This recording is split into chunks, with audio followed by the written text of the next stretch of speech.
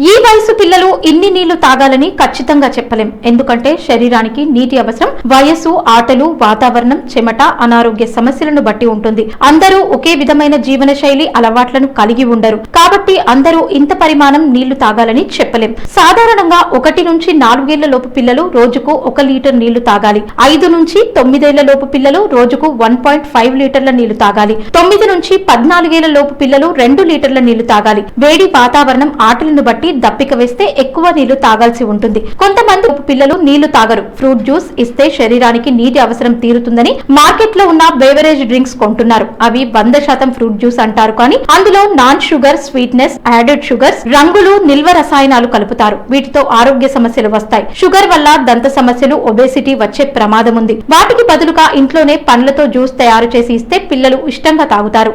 దీని నుంచి శరీరానికి కావలసిన నీటితో పాటు ఎనర్జీ, ఖనిజ లవణాలు కూడా అందుతాయి.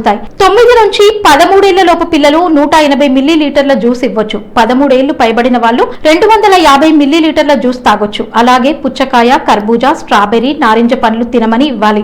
పండ్ల రసాలు బయట కొన్న రంగులు, నిల్వ రసాయనాలు, షుగర్ లేనివి కొనివ్వాలి. పిల్లలకు కార్బోనేటెడ్ డ్రింక్స్ అసలే ఇవ్వొద్దు. వీటిలో చక్కెర అధిక మోతాదులో ఉంటుంది, కెఫిన్ కూడా ఉంటుంది. దీనివల్ల దాహం పెరుగుతుంది. పిల్లలు ఆటలు ఆడేటప్పుడు నీళ్లు తాగరు, దాహమని చెప్పరు. కాబట్టి పెద్దలు గంట, అరగంటకు ఒకసారి నీళ్లు తాగాలని పిల్లలకు చెప్పాలి. తాగకపోతే పెద్దలే తాగించాలి.